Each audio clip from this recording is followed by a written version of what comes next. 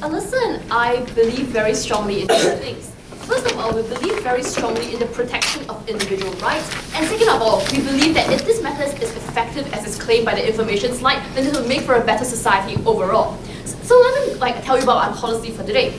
There's still going to be jail time. While we're giving them a significantly reduced sentence, we think it's principally consistent to continue giving them jail time because this is part of how they pay back their time to society. This is analogous to how there are already rehabilitation programs within prison and where the prisoners get rehabilitated, but we still send them to jail to pay back for their crimes. However, we're giving a lot of leeway to the judicial system to determine what sort of prisoners will be given this option. A few guidelines for this. We think that this isn't for extremely severe out there cases like murder, because we think murder is something that's severe enough, that takes away enough rights of the individual that they will never be released back into society anyway. We're talking things like assault, other types of violent crimes, where there's a possibility that a criminal will be released back into society after he or she has done her time. So understanding this, I'm going to bring you 3 points of constructive material for today. First of all, on the nature of the criminal justice system. Secondly, on the idea of rights and why our side better upholds them. And last of all, why this is better for society. So first of all, on the nature of the criminal justice system. Why do we think this is justified? We think the criminal justice system works very much on a method of proportional punishment. But more than that, it also works on the principle of rehabilitation. The criminal justice system doesn't simply go for retributive justice in the sense that it punishes people, it also prepares to send these criminals back into the real life. This is why you have things like programs pushing for better treatment of past offenders within the work system. We think that this is principally consistent in this case. Why is rehabilitation important? Most of the crimes we're talking about won't have extremely won't be extreme to warrant life sentences. We think that at some point these criminals are going to move back into society. Why are prisons then ineffective? First of all, spending a long time in prison essentially means it's much harder to reintegrate back into society due to things like economic challenges where you will lose your job, due to social stigma where because you spend a really long time in prison, your employer will now see this black mark against your name. This actually works because employers see that you have the possibility of doing your crime over again and they won't hire you. Last of all is the idea of familial and social ties, wherein your family and your society will tend to reject you the longer you've been gone. We think because it's much harder for you to reintegrate back into society for these 3 reasons after spending a long time within the prison, it's important to have high levels of rehabilitative justice. The second reason why it's very bad to allow prisoners to spend a long time in prison is this. There's a high possibility of recidivism within the prison system, in the sense that if you send a violent prisoner to an environment where he mixes with some other similarly violent prisoners with the same tendencies, it is much more likely that these tendencies will be reinforced and he is more likely to commit a crime afterwards. Why do we think this is effective? First of all, we think that understanding this, the prisoner is likely to pick this option. But second of all, we think that even if we don't affect an extremely large number of prisoners, enough will do this such that it will be beneficial for society, and I will explain more why later. Moving on to my second point of constructive argument on rights. Closing. Okay, so in Norway, they spend a lot of money on their prison systems, and a lot of these harms with prison don't exist. They have lavish prisons, they have really good education and healthcare systems, and they're very effective at rehabilitating without doing all the awful stuff you guys want to do. Okay, thanks, sir. I have a few responses to this. First of all, no matter how much money you spend on your prisons, there are still high levels of social stigma attached to it. So you haven't really dealt with my point about how it's hard for the prisoner to reintegrate back into society. Second of all, we don't see why these horrible things are bad if the prisoner makes an active choice to take this, as I'll be elaborating more on now. So we think that the prisoner has a right to choice because this closing has very nicely flagged for us. Despite being prisoners, the government still respects their individual rights to some extent. This is why we disallow things like police brutality, because we understand that even though you are under the jurisdiction of the state, we still respect your rights. Therefore, if you as a prisoner make an informed choice that you wish to take this rather than a long prison sentence, we think the judicial system should respect that. Moreover, we think that this right to choice is especially important because you are taking away so many of their other rights. This choice is one of the few choices that are likely to get to make in the near future. Last of all, we think the prisoner is best able to understand his or her own individual calculus because the government cannot make this choice for them. They cannot say, well, you should value your time spent within prison more than your time should be spent outside prison. And they cannot force everyone to take this option because that will be because the government will be extremely paternalistic and stepping in and saying, well, you should obviously value your time more outside of prison, but with this horrible drug. We think that if this drug is effective, if prisoners are warned about all side effects and they make a clear and active choice to do so, we should still do this. But even if we don't buy this right to choice argument, I'm going to tell you why we should still allow this. Because we think a person's right to be protected from violence is more important than a prisoner's right to choice. And so if we don't buy the idea that states respect the prisoner's right to choice, this is what's going to happen. We say that if a criminal has violated societal standards to such an extent that he or she has overthrown the social construct by which society is understood to be operating under. In this case, the government has no more responsibility to protect his or her rights as much as the rights of the innocent people who could still possibly be harmed in the future. We think in this case, the right to be protected from violence is far more important, even if we don't buy the right to choice argument. So this moves me on to my last kind of constructive material on why this is better for society. First of all, we think there's now automatic accountability. Why? Because the long run effect is this. It prevents you from being violent in the future because now you feel extremely nauseous every time you want to be violent. We think this is good. Why? Because there is never a justification for using violence against another member of society. So we aren't even limiting your choices after you come out of this program to such a large extent anyway. But even if we don't do this, we think that it makes automatic accountability because now every time there is domestic abuse happening, the husband will be incapacitated without authority having to step in. We think this is very good because A, the authorities cannot always be everywhere all the time, and B, this means that now people will no longer have to suffer under tyrannic, abusive domestic situations. Last of all, we think we switch the decision-making calculus of the individual because now it's not I will go to jail and then I will come up and I can continue assaulting people. Now it's I will go to jail and if I choose to take this option, I will come out and then I will feel tremendous amounts of discomfort whenever I choose to assault someone. We think this is extremely important because the high levels of discomfort caused by this policy will prevent violence in the long run. So because Alyssa and I uphold individual choice and we do what's best for society, we are very, very proud to propose.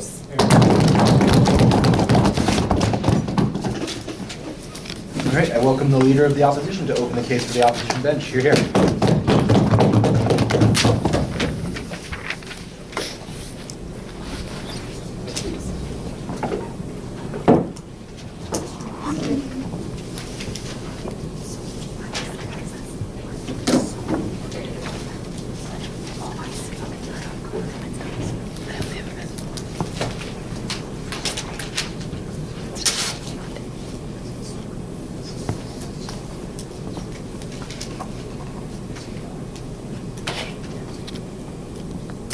Thank you guys very much, Mr. Speaker.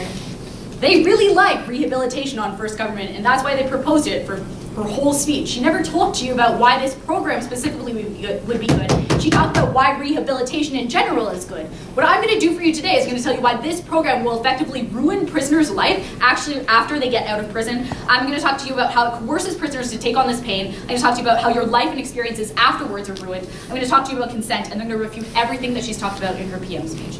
Let's talk about how this actually coerces prisoners to take on this pain, Mr. Speaker.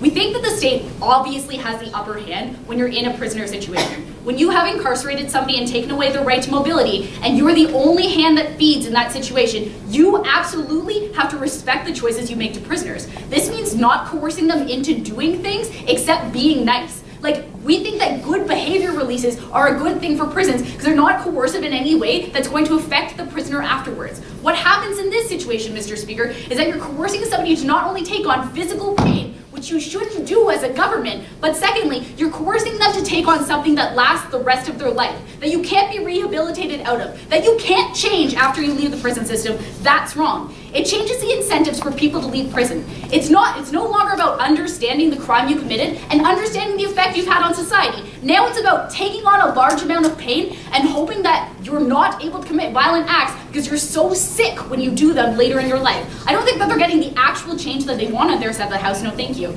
Okay, so why is this actually bad for prisoners to take on this sort of choice? I think it ruins any future attempts at rehabilitation that they have in prison. Like, it's either this or other rehabilitation, right, Mr. Speaker? Because you're effectively changing the way their mind works and not like making them able to interact with regular like institutional forms of rehabilitation.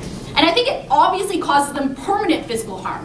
Why is that? Mr. Speaker, we live in a particularly violent society. And what we really need to consider is that when you go back home after you leave prison, the places where the average American criminals come out of are usually violent places. They're usually broken homes. They're usually places where there's low economic situations and there's a lot of violence that happens. A lot of people in prison commit crimes because it was not necessarily their choice, but it was something that happened to them situationally, or it was a certain intersectionality that happened to them in their life that brought them to that place. It's because they come from violent places that they have to do that. I also think you shouldn't coerce prisoners to make choices based on fear. I think that would be weird as a government to say that, well, if we can scare you enough into making this choice and hopefully you won't be able to do anything after you leave prison, then that's good for the rest of society, as I seem to think is so important in the PM speech. Let's talk about how your future life and experiences are ruined. I've touched on this a bit, but we would say honestly that this is akin to torture. Because what happens is torture is that you force somebody to believe that something is so wrong while associated with pain that they can't use any critical thought to decide what they're doing. In this situation, you're telling them, this is wrong, this is wrong, this is wrong, and they're not having any sort of meaningful interaction in understanding why that crime is actually wrong. They're just so scared of the pain that is incurred by them, Mr. Speaker, that they just accept it as true. I think obviously dehumanizes people to be in a situation where they can't think clearly for themselves or think rationally about violence. You can never have a meaningful understanding of what it is to be a violent person, what it is to be a criminal, what it means to have an urge to assault somebody, because you no longer have the ability to think about that without literally being physically sick. You push it so far out of your mind that you can't ever engage with it in a meaningful way. That's bad. I think it isn't rehabilitation because you can't act rationally. I think that there's a lot of things in society that you need to consider. Particularly, let's talk about where criminals come from, and again, let's think about it this way. So, for example, Mr. Speaker, if you were abused as a child or you were abused at some point in your life and you were a criminal and you wanted to, I'll take you 1 second, and you wanted to seek therapy after you got out of prison to be able to correct those things, you literally can't seek that therapy anymore because the idea of rehashing those things will make you physically sick because they're violent memories. You can't think about any of the mistakes you've made earlier in life or any of the abuses that were done onto you so you can correct yourself and become a meaningful part of society. Go ahead. We already punish violent crimes in the judicial system no matter what family background the criminal comes from. How is this any different from immediate punishment of any violent crime committed? Yeah, we incarcerate them and then we try to rehabilitate them in a positive way that they can meaningfully engage with critical thought. I think that's good. Lastly, I'd like to talk about consent. So I think that when this abuse begins, Mr. Speaker, you can't opt out anymore for a couple reasons. Firstly, because you've already started the process, you're on a lot of drugs and you're under a lot of pain to start with, which means that you're already going to start to get kind of sick. Secondly, again, they're keeping you high, they're keeping you sedated, so you don't have the rationality capable of making the choice to opt out. Thirdly, your bodily autonomy and bodily rights have been compromised on a permanent basis now. It's not ongoing consent when you're being forced to sit in a chair and undergo a lot of pain for a long time. And I don't think in a situation like this, assuming that it's effective, that you're ever going to have that way to opt out of the pain eventually. I think that's really bad for people. Let's talk about what the Prime Minister said to you in her speech. First of all, just a small thing about the model. She's like, murderers shouldn't get it because they'll never get out of prison. Okay, they might get out of prison sometime, Mr. Speaker. I think these people should be a focus for rehabilitation, but that has very little to do with the debate. Okay, so let's talk about, she talks about the nature of the criminal justice system, and she's like, what we want is rehabilitation, and what we want is proportional punishment. I think that I've already proved to you why both of those aren't implicated in this case. And then she says that we need to get these people ready to go home and make sure that they don't assault people. But I've already explained to you already in my constructive why going home for these people may not be a good thing if they're coming from, say, violent homes or violent areas or gang crime or things like that. And they have to interact with violence to some degree in their everyday life. I think that if you're not able to meaningfully consent or understand the violence around you and choose to step back from it or choose to understand how to change it, then you're not going to have a very good life. No, thank you. So then she talks about how there's a high possibility of recidivism and how it's hard to reintegrate afterwards. I think I've already proved to you why it's harder to reintegrate if you're not able to look critically at things even sex, Mr. Speaker, has some sort of element of violence to it. And if you're not able to even critically think about that, then you're fucked, right? So I think that a lot of these things are just being a criminal, it's really hard to reintegrate. Having it on your record in the first place makes it really hard to reintegrate. It's not necessarily a problem of being in prison for a long time. It's about being in prison at all. It's about committing the crime at all. I think you need to recognize that. It's not, the recidivism thing is just a problem of being in prison. It's not necessarily a problem of being in prison for a really long time. And then she talks about how that people's rights to be protected from violence are greater than a criminal's rights to have any say in what they do. Okay, I think this is damaging for a couple of reasons. First of all, we expect these people to go into society and reintegrate into the society. So if you say to these people, we don't actually give a shit about your rights, good luck throwing up every time you have to see a violent image in society. society, which is every 10 seconds, Mr. Speaker, then I think they're going to have a real problem. Also, the government doesn't actually have any sort of stake in them, as it seems coming out of the PM speech, so I don't think they're going to meaningfully interact with the government in a positive way either. Then she talks about how society isn't actually limiting their choices afterwards, and all we want is for them to stop assaulting people. We want that too, Mr. Speaker, but we think you get better ways of stopping them from assaulting people if you continue with the traditional rehabilitation process and hope for the best. For all these reasons, we proudly oppose.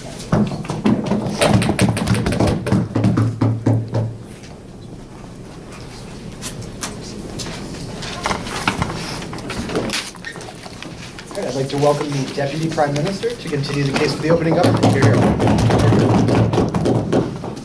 Sorry, I'm switching things up.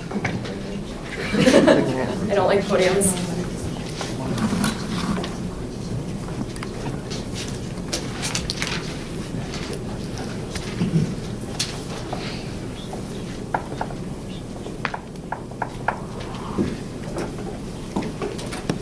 Are you ready?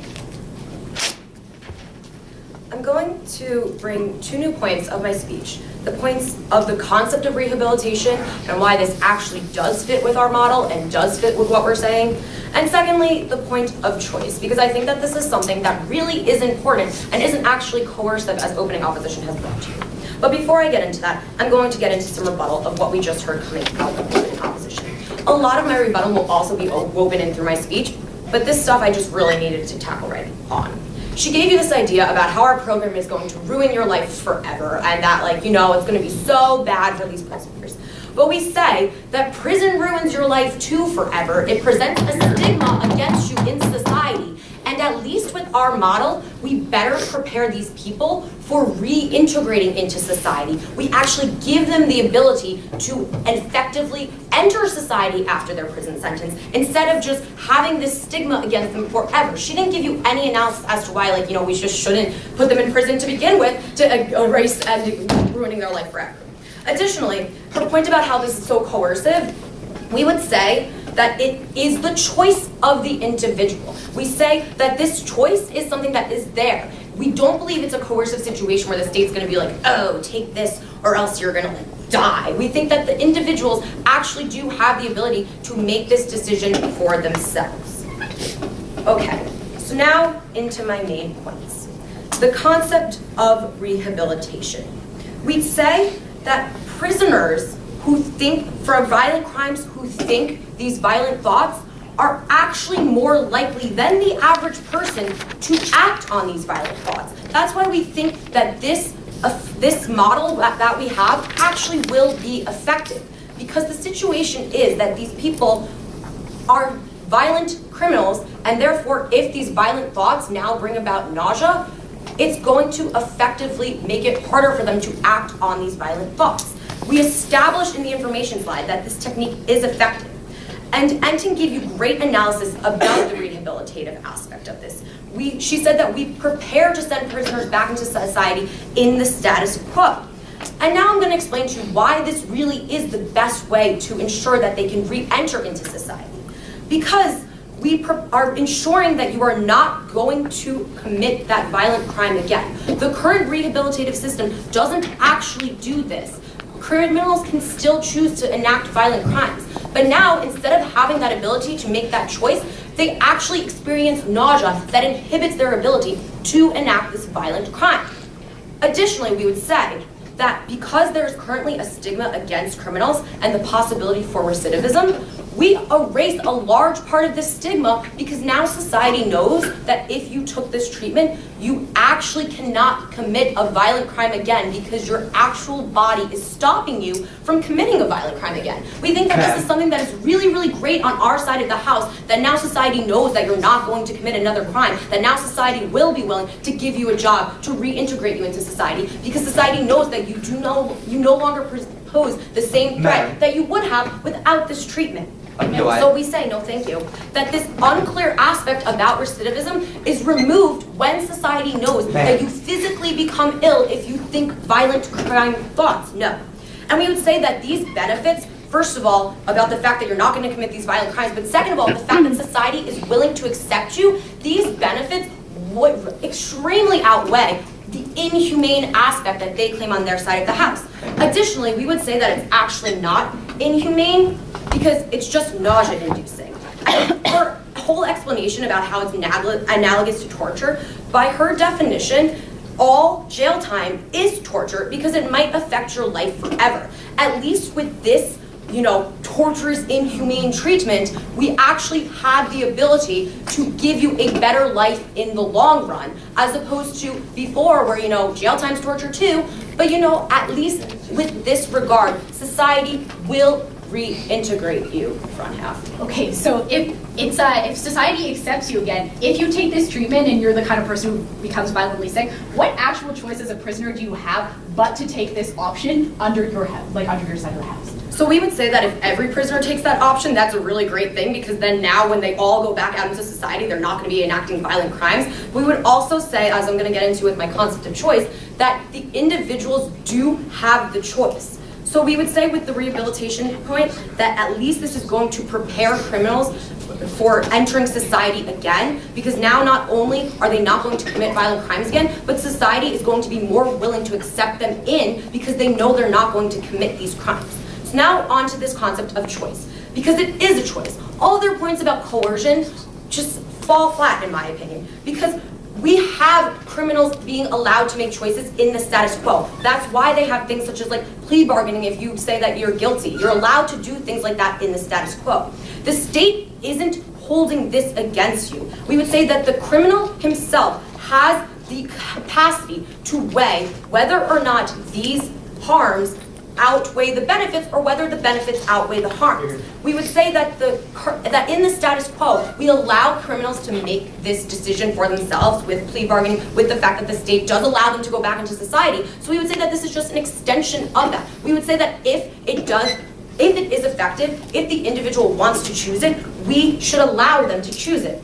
Anton gave you great analysis about why to respect the choice of this individual. But even if you don't buy why you should respect the choice of that individual, we would say that the benefits to society far outweigh the harms. So now let's look at what I've told you. I told you that this program actually will help not only society but also the criminals. And we would say that that is very analogous to the current rehabilitation programs that we have in society. I told you that it is a choice. It's not coercive. If we accept their analysis that offering anything to criminals is coercive, then everything we do in the status quo is coercive. But instead we would say that this is allowing criminals to be reintegrated in the long run, that this is allowing them to erase part of the stigma against society, and this is allowing society to feel comfortable accepting these criminals back into society. So we would say that whatever harms for the inhumane treatment there are, it is far outweighed by the benefits to the criminals themselves and to society. It is a choice, it's not coercive, and for all these reasons we proudly propose.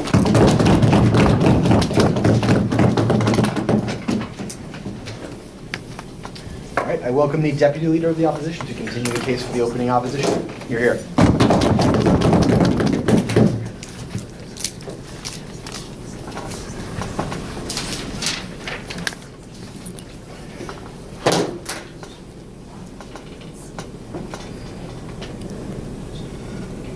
It is increasingly problematic for a Prime Minister to stand up and spend 5 minutes of her speech defending rehabilitation, when A, she neither understands what rehabilitation is, nor is that the case line she should be taking.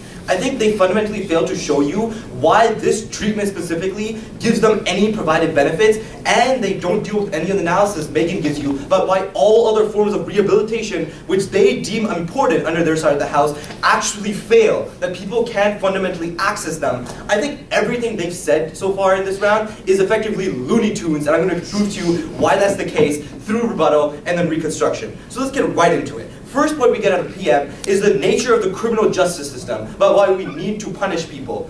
I don't think this is even an argument, Mr. Speaker. Me and Megan agree that the nature of the criminal justice system is such that when someone commits a crime and undermines the whole fabric of society, we punish them by putting them in jail. That is not a contention in this round. I think the most effective contention in this round, and the best version of that argument, could possibly be that people should be forced to undergo any means necessary by which they become safe to re-enter society. I think effectively proven to you why that is bad under our side of the house, why effectively this method, even if it's effective in achieving what they wanted to achieve, is actually torture, is actually coercive, and doesn't bring about any long-term benefits for those individuals you're trying to rehabilitate. Given the nature of the prison system isn't to necessarily punish. It isn't vindictive. It is rather to rehabilitate individuals to make them acceptable back in society. I think the next thing they give you, oh yeah, and if you want better treatment of prisoners, just make better prisons. Don't have a private prison system in the United States that's really shitty. I think you got that on POI from second half. That's not even a real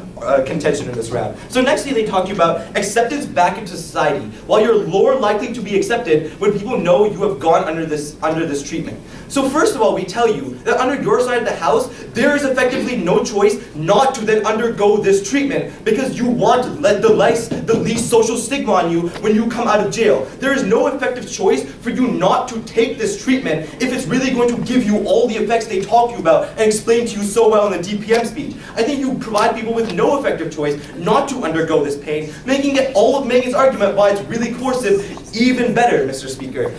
So I think that point falls as well. And then they talked about why it's better for society. So here's where they undermine their whole case. They're like, okay, we talked to you 5 minutes about rehabilitation, but even if rehabilitation doesn't matter, we think it's better for society when people are punished and they can no longer commit violent crimes. I think that basically undermines the principles that you as a government are standing on insofar as the rehabilitation system exists for the individuals who committed the crime. It's not meant to be vindictive and provide justice to the rest of society. I think when we prove to you that that system is actually bad, that this treatment makes that worse, we prove to you why that isn't a necessary good, nor why society, the stake of society, even matters within that calculus.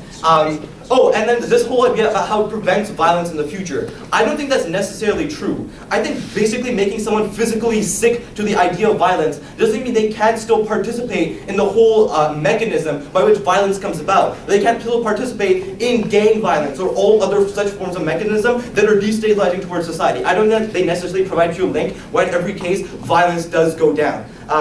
So, moving on into Megan's brilliant case, which I don't think was touched upon in any meaningful manner. First of all, Megan talked to you about why it's coercive in a whole host of manners. I think this is a really coercive choice. First of all, she talked about fear. I think effectively, when you force someone to choose between two forms of fear, they can't make a rational decision, particularly when they don't have the means to alter their situation in any ways, which is the unique position prisoners are in. They can't hope to change their situation and move to another location or access any other forms of treatment or change their personal situation. All they can choose is between the fear of having to live in prison for longer, live under this intense social stigma government so clearly defined to you, or the fear of having to undergo an intense amount of pain so they can then get a reduced sentence and go out. I don't think that's I don't think coercing people under the guise of fear is an effective choice. I think that is actually a very irrational choice that people are forced to make because it's based on what they're more scared of. What more immediate effect they're more scared of. I don't think that is a legitimate choice, Mr. Speaker. Also, Megan talks to you about why it harms other forms of rehab.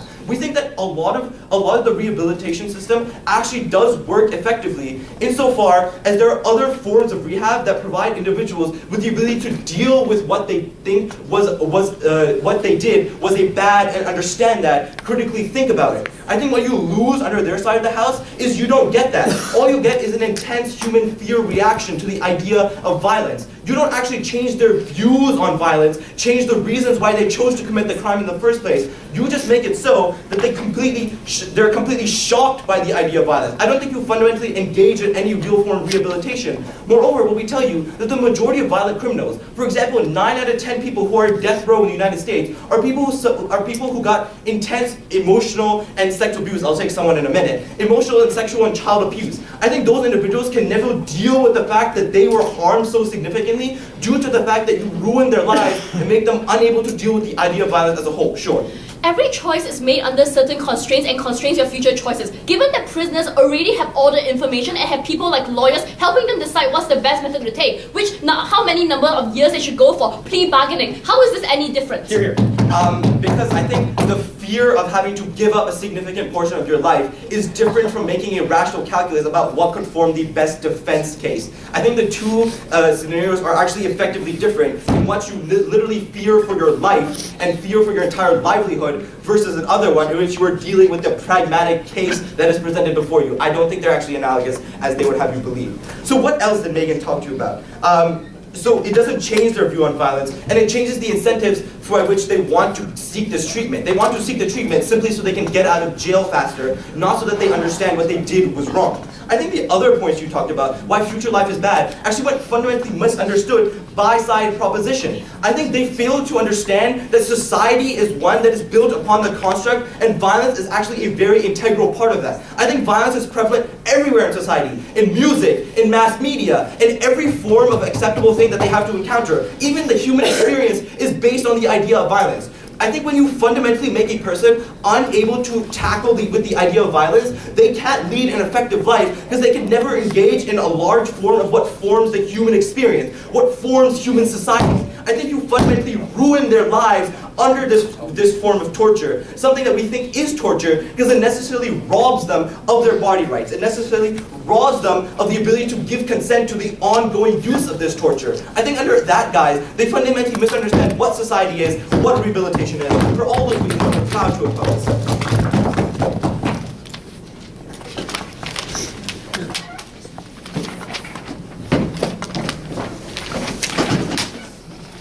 All right, I welcome the member of government to open the case for the closing government. Hear, hear.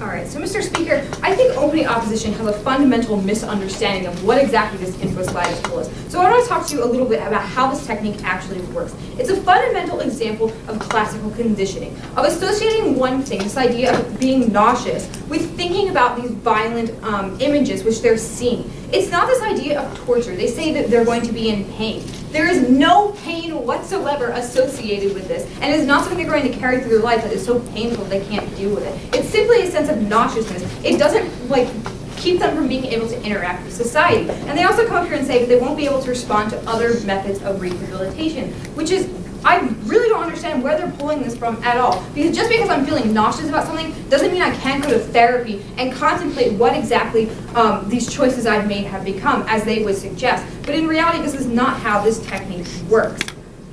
Now, then secondly, they have this idea that prison was meant for rehabilitation. And what we want to show you is prison is not meant for rehabilitation. No, thank you. Prison is meant simply for the only reason of protecting society. It is not meant for the idea of helping the individual and rehabilitating them. No, we only care about society. And no, thank you. We see criminals as sacrificing a fundamental right by choosing to make these crimes, that they are not seen as the same as innocent people out there in the world. Our view is we are focused on merely protecting society, and this is a better way of doing so, as we would propose. So, and then thirdly, they have this idea that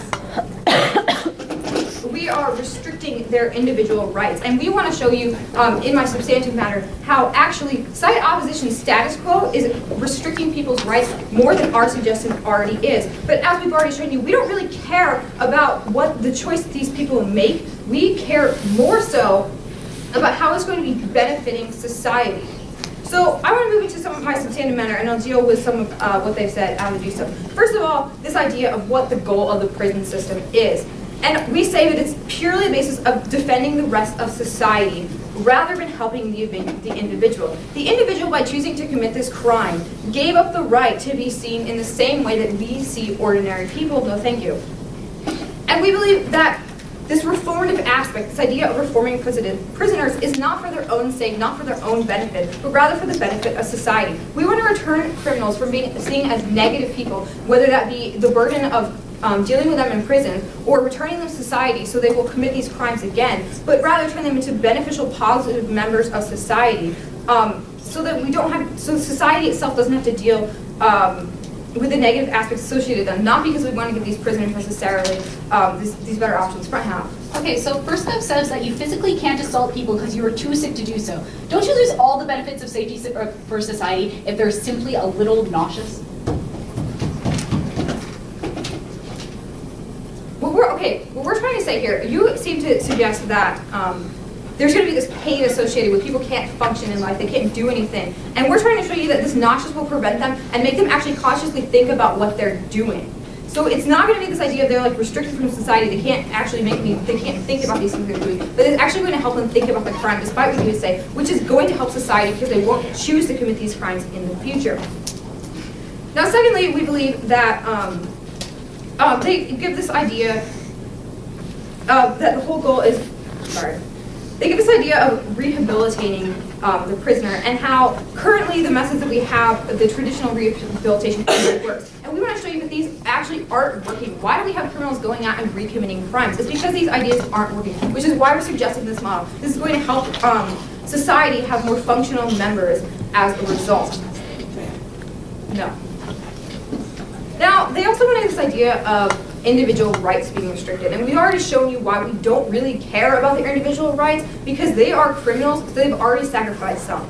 But we'll play along with their game and show you that free agency actually isn't being restricted in our model, and rather being restricted in their model. Because we allow individuals in normal society to enter into contracts freely all the time that will affect their agency in the future. We are merely suggesting the same thing, that they have a choice between two things which they are well informed about, and they can make a free choice to decide if they want to do so. Now, SIDOP wants to say that it's all about coercion based on fear, and they give this analogy of a plea bargain. How exactly is not the same thing? You go in and you say, all right, I'm going to claim I'm guilty so I get a shorter sentence, versus the fear of possibly going to trial and having a longer sentence. It's still not a rational calculus, it's based on fear, and we're suggesting the same thing. And as we've shown, because we care about society, not the individuals, that we don't really care if they make the right choice personally, we care that they make the right choice for society, and we're showing that this will actually be the right choice for society. Now, it's also not restricting their agency, because as I've just shown, they have this free and equal choice that's not based on coercion, as they would say. It's still a free choice of whether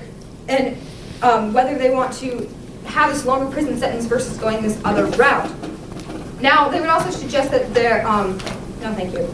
Now, we also say that it's also going to eliminate some of the stigma that we see from criminals. The stigma for people who choose to still have the same normal longer prison sentences will still fundamentally be the same. But we're suggesting that these people who do choose this method, who do choose to go through this conditioning, will actually reduce the stigma, because people in society will see that it's actually effective and know that it works, and know these people will be productive members of society, and they'll be more willing to accept them back into society, to accept them to come back and have jobs and be functioning members. So therefore, we're actually reducing the stigma against these people. So yes, we're still saying that it's all about society, but as we also showed, it's better than the status quo for the individuals as well, which is their whole main point. And so therefore, we showed that it's actually not helping to keep with the status quo. So what have we shown you today on side government? First of all, that this is not torture whatsoever, and it's not restricting people from the ability to be able to think about and consciously understand the additional actions that they've taken as side opposition would like you to say. Second of all, we've shown you that the prison system is not meant for rehabilitation of the individual, but rather that the whole purpose is to better society, as we will be doing by allowing individuals to choose this technique, because we will create productive members of society rather than being a hindrance to society. And thirdly, that side opposition's idea that free agency is being restricted is actually untrue, and is being more restricted by their ideas of the prison system currently, where we give no choice, but rather we give individuals a free choice that they can freely accept to do. So for these reasons, we proudly propose.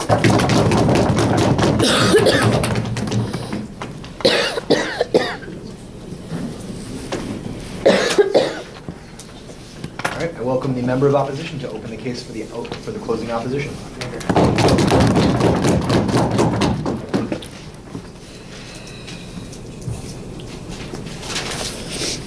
Mr. Speaker, what I think we've seen emerge on side proposition is the justification for a society that treats criminals in a morally abhorrent way. We think it dehumanizes them, we think it is morally despicable, and we also think it's practically like the worst decision ever. So I'm gonna very quickly just deal with some clean refutation right off the top. I have like 5 points of extension.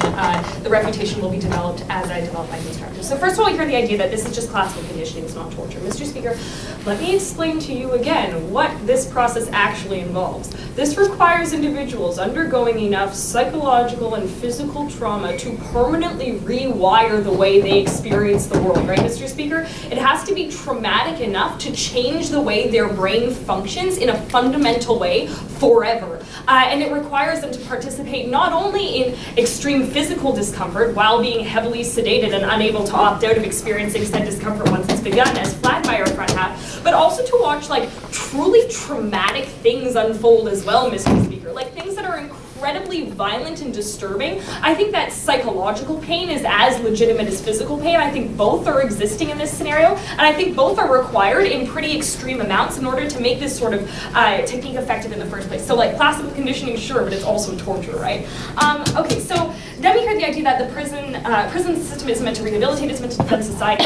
That it defends societies, it makes fewer criminals on the streets both now and future criminals exist in fewer numbers in the future due to a lower propensity to commit crimes again, like aka rehabilitation. That was their front house case, so I hope they're not running on rehabilitation doesn't matter. Lastly, we hear the idea that we let people opt into contracts all the time. This is true, Mr. Speaker, but we don't let people opt into contracts that remove their ability to advocate for themselves in the future vis-a-vis that contract, right? Like that's why we don't let people opt into slavery, Mr. Speaker, because we think that you're meaningfully getting rid of your rights in the future, and we don't think you can, you as a person are able to do that because context changed, but the fact that you like removed your ability to access those rights doesn't. No, I have way too much to get through. I'll take you guys in like 2 minutes. Okay, so first of all, Mr. Speaker, I want to talk to you about what the narrative that surrounds criminality looks like on their side of the house. Because recognize what they're saying is that in order for them to make the assumption that this sort of reconditioning will reduce crime, they have to make the statement as a society that the roots of crime rest in a criminal disposition, Mr. Speaker, in your inability to feel empathy for other people as a human, and that is why you do bad things to other people. So first of all, I don't think that this is sociologically true, right, Mr. Speaker? I don't think that this is like why people actually commit crimes in the first place. But I think that what this actually does is it lends sanction to a narrative which states that these people, these criminals, are fundamentally less capable of empathy. And because we as human beings recognize empathy as something which is reciprocal, they in turn are less deserving of empathy as well, Mr. Speaker. I think that this harms the way that criminals are treated in society more broadly because we see criminality as an inherent or innate characteristic of somebody's personality or of somebody's being, rather than as something which arises circumstantially due to social problems. And the problem with that, Mr. Speaker, is that we then as a society lose all motivation to deal with those social problems and the root causes of that criminality in the first place. Things like poverty, things like undereducation and ghettoization, Mr. Speaker, those problems go unaddressed on their side of the house, and that's bad. Next point, I think incentive structures do prohibit real choice from happening in this scenario because recognize that the state has a vested interest in people taking them up on the offer to do this because it's just like presumably a lot less, you know, expensive and burdensome for the state to perform this procedure on its criminals than to keep them in prison for a long time. So what does this mean, Mr. Speaker? It means things that, the state is going to stop having a vested interest in improving prisons, right? Because it's no longer their default option for dealing with crime. This has become that option instead. And the less attractive prisons become, presumably the more often people are going to opt into this procedure in the first place. We don't think that that choice exists under, like, on their side of the house in the way that we think it would exist under status quo if things stay the same. We think that prisons are going to get worse because we lose the social incentive to improve them because these people are subhuman and don't deserve good conditions anyway. Okay, Mr. Speaker, we also think that the problem here is for people who don't choose to opt into this system, their lives are going to be meaningfully worse under status quo if they had the option to opt into being decriminalized in the first place because nobody's ever going to hire them if they haven't been de-eviled, right, Mr. Speaker? We think that it hurts their ability to reintegrate into society meaningfully, and that adds coercive pressure to take people up on this offer in the first place. Go. The incentive structures to change society change when these violent areas suddenly become full of throwing up criminals. We think that violence is going to drastically decrease in the entire society. Third point of constructive right here. Recognize that when these people return back to their communities, they are returning to those violent contexts, and these individuals are particularly vulnerable, not only because they have emerged from lower socioeconomic backgrounds, but not only are they more likely to commit crimes, Mr. Speaker, they're also more likely to have crimes committed against them. We think what we do on their side of the house is we see people who are now unable to participate in self-defense if they're ever acted upon violently because they can't cause harm to other people, Mr. Speaker, without having an incredibly adverse physical reaction to it. We think if they ever find themselves in prison for a non-violent crime in the future, which is also something that they're likely to experience, they're going to be screwed, right? Because they don't have the ability to defend themselves against violent attacks. We think that we're further disenfranchising these incredibly vulnerable individuals' ability to preserve access to their own personal safety. We think that that's bad. Lastly, what does this actually look like, Mr. Speaker? Recognize that torture requires also hiring a torturer, right? We think you're creating another victim when you force somebody to visit this kind of pain upon a fellow human being. We think that that's something that the state can't morally justify either. I think that that's a blameless victim who is now being forced to experience the severe psychological trauma associated with supervising someone else's torture and mental destruction, Mr. Speaker. I think that that's incredibly unconscionable as a state. Lastly, if this is at all a punishment, punishment, or a rehabilitative response, recognize that no proportionality exists either, right? Like, you have to do this fundamental base level extreme rewiring for all criminals, regardless of whether they committed a minor assault, Mr. Speaker, or like a more serious crime. We think you lose proportionality, which is an element of the justice system in general. I think deterrence is hurt, Mr. Speaker, because people can't meaningfully anticipate things that they have no ability to understand in terms of the context of their lived experience up until that point. I think that the way humans predict the consequences of their actions involves framing those actions like in terms of things that they have already lived through. I think that torture meaningfully goes above and beyond the lived experience of any individual who would be opting into the system. I think they lose the ability to meaningfully understand the sort of pain and future harms that they're going to be subjecting themselves to. First of all, because the state has an incentive to undersell those harms so people opt into it in the first place. But second of all, because you don't have the ability to meaningfully understand that sort of pain because it goes beyond the scope of anything you have lived up until that point. I think what we're doing is we're forcing the state to sanction the idea that criminals are somehow subhuman and deserving of this sort of treatment and aggravation of their choices. I think that that's immoral and doesn't lead to a decrease in criminality on their side of the house.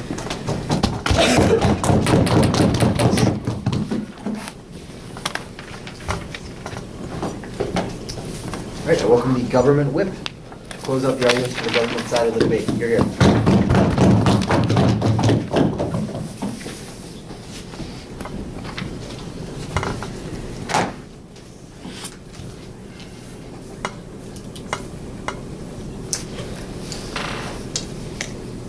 Ladies and gentlemen, side opposition needs to watch more movies.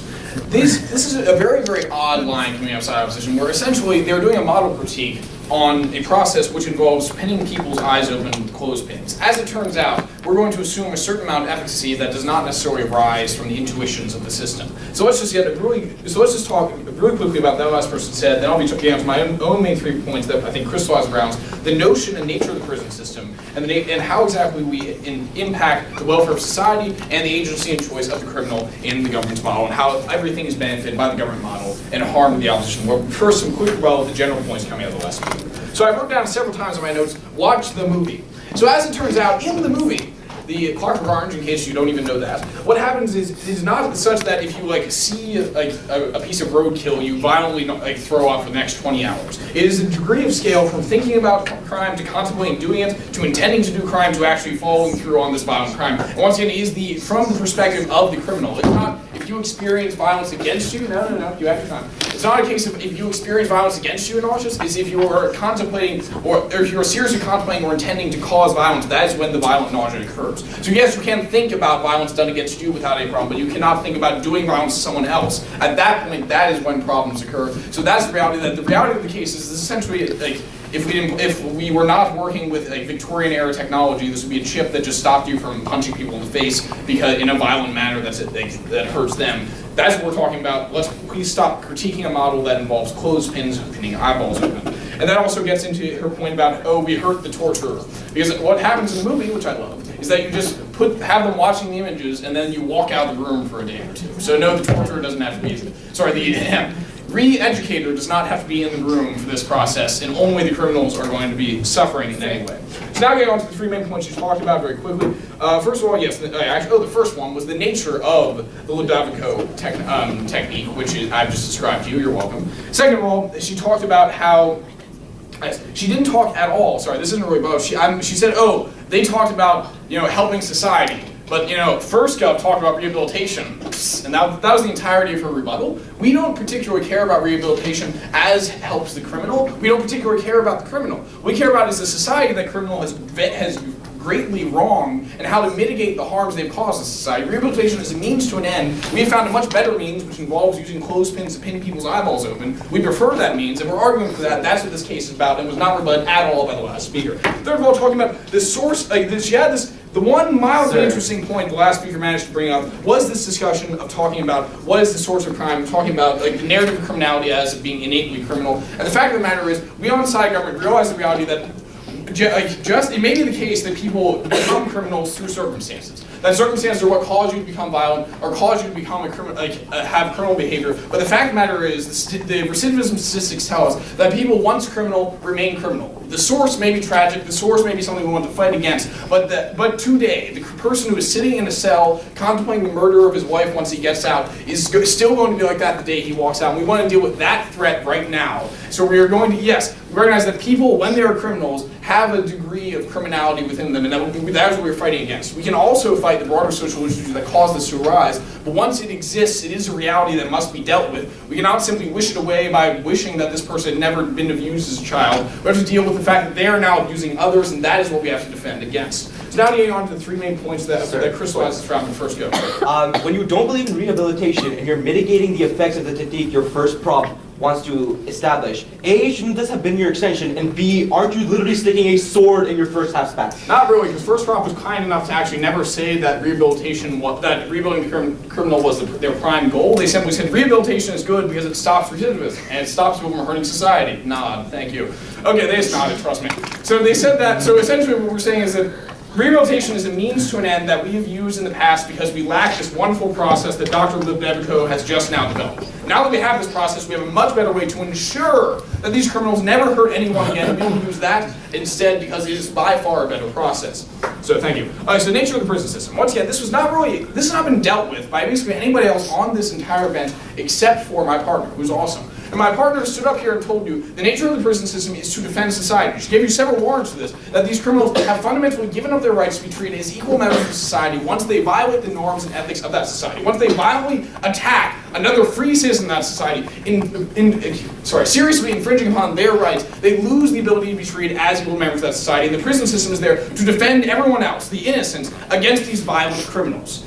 That is the purpose of the prison system. That's the analysis my partner gave you. That's the analysis that has not really been challenged by anybody on our bench. The object says, oh, we should help people, and never tells us why we should. They simply say, rights, and then they walk away and start yelling about things that don't make sense, and then they don't watch movies, which is a terrible thing. But the fact of the matter is, the nature of the prison system, as it exists today, is to defend society, and it's doing a rather poor job of that, because it's letting criminals out who are still being violent, who are still not contributing to society, who are still net harms to the society, and that gets us into talking about the welfare of society. Now, I don't have much to talk about here, because as it turns out, side opposition doesn't believe in debate. They would just like to scoff at people and claim that we're trying to knife first proposition. But the fact of the matter is, the good of the many outweighs the good of the few or the one. So in this case, the criminals are the enemies of society in this case, that they have violently attacked the innocent members of society that we're trying to defend. The prison system, rehabilitation, the Ludevsky process exists to defend society. It does an excellent job of doing so. We have seen nothing to opposition why we ought to value society over these individuals' rights. Third of all, talking about these individuals' rights. As it turns out, we also do a better job for them because we're awesome people. Because we are restricting most fundamentally their agency. That is what we respect. My partner gave you an excellent analysis. In the case of plea bargains, it is a choice between fear and fear. The fear of possibly being convicted and getting 40 years, and the fear of pleading guilty and getting 10 years. In both cases, we allow these prisoners to choose two bad outcomes for them. We allow them to choose rationally between these outcomes, and we allow that this is a reasonable choice, that we allow them to make that respects their agency in the status quo. The last speaker told you, oh, no, this isn't right because you can't allow them to make choices that restrict their agency going forward. As it turns out, in the status quo, they don't give them any choices and continue to restrict their agency going forward because they keep them in jail, not living their lives for a few extra decades. What's happening here is these criminals have a fundamentally different set of rights, a much restricted set of rights from the normal citizens because they have forfeited these rights by violently attacking other members of society. So what we see here is that within the scope of the agency the criminal retains, we are giving the criminal more agency, we're giving them more ability to act out their wishes by giving them another choice. So what have we got here on side second proposition told you? We have told you that we're defending society, we're upholding the nature of the prison system, we watched Clockwork Orange because it's an awesome movie with a very disturbing scene that's wrote a song for me, and that we tell you that we best defend society. Thank you.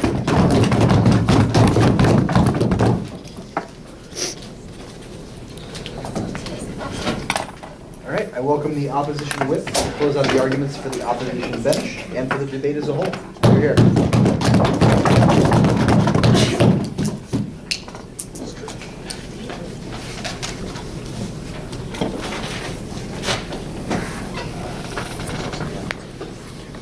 Tricia. You're killing me.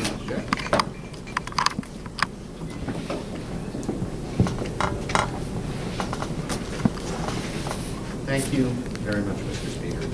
The last speaker says that criminals have given up their rights to be treated as equal members of society. I I think that's a pretty extreme stance. I don't think they justified that. I think that criminals are bad and should be put in prison. I think we should treat them proportionally, but they're still human beings. They're still citizens. They have some rights. So a stance on up.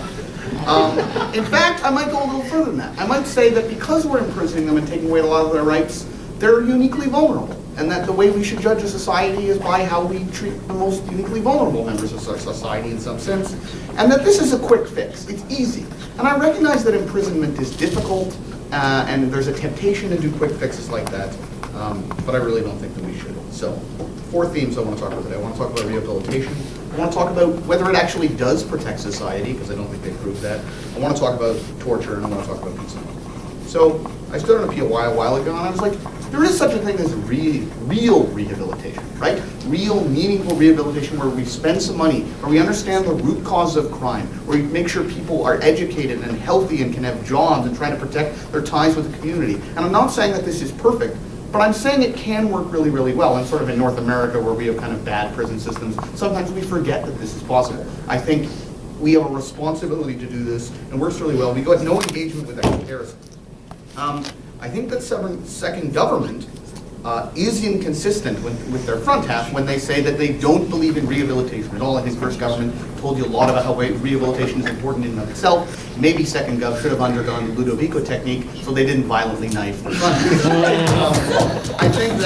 I think that rehabilitation is important. Rehabilitation is important not simply because it reduces the crime rate, because people are less likely to recidivate, but because it's a way of treating someone with dignity. If we as a society are going to impose these rules in a certain way, Mr. Speaker, I think we have a responsibility to put systems in place to genuinely help people come to terms with those rules. Amelia then gives you an enormous amount of analysis about the narrative that this plan sends about a society, and we do not hear a response to that directly on GovWhip. I think they mischaracterized what it was, and it largely still stands.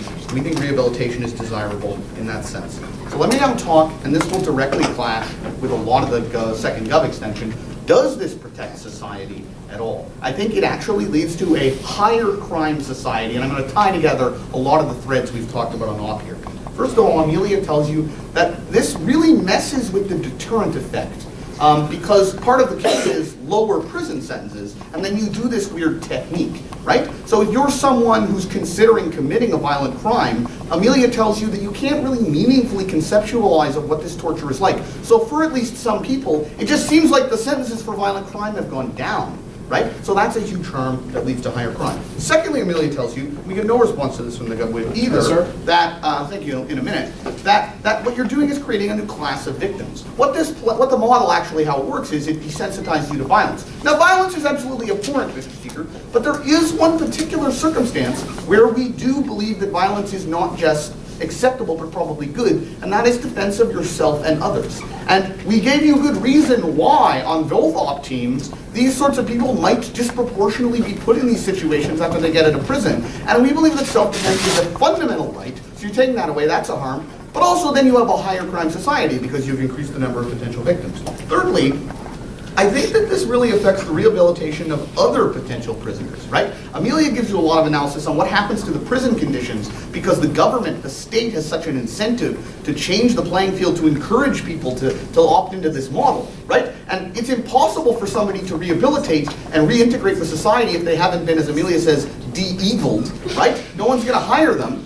What are they going to do then if they can't get hired? I think that anyone who does it under the GOES plan is much more likely to become a career criminal and be violent. So that's a huge problem and a logical consequence. So what's the effect on crime on their side of the house? At best, it's like a wash, even in the best case scenario, right? Because like, instead of putting people in prison, they're doing this thing and letting them out. I think either way, whether they're in prison or they're having this, they're not committing crimes. So I think the net effect on crime is up, Mr. Speaker. And so we win the protection side of society. On this side of the house, I'll take it. I'm sorry, are these highly visible wretches who will serve as an example of how terrible this process is, or are they completely invisible where nobody can tell the difference in a society that these people have undergone this process? Which one is it? Can you please choose? Okay, I don't quite understand. I think that like potential employers will inquire about whether you've undergone these procedures. If in a world where this exists, I think people will look into the question of whether you had it done. So thirdly, let's talk about torture, because it is torture. They said we didn't watch the movie. We watched the movie. Alex screams in pain during this movie, okay? And there is a torturer, Mr. Speaker, because your eye, there's a scene where the guy comes in with the eyedropper, because his eyes are kept open, right? I don't think they didn't watch the movie. It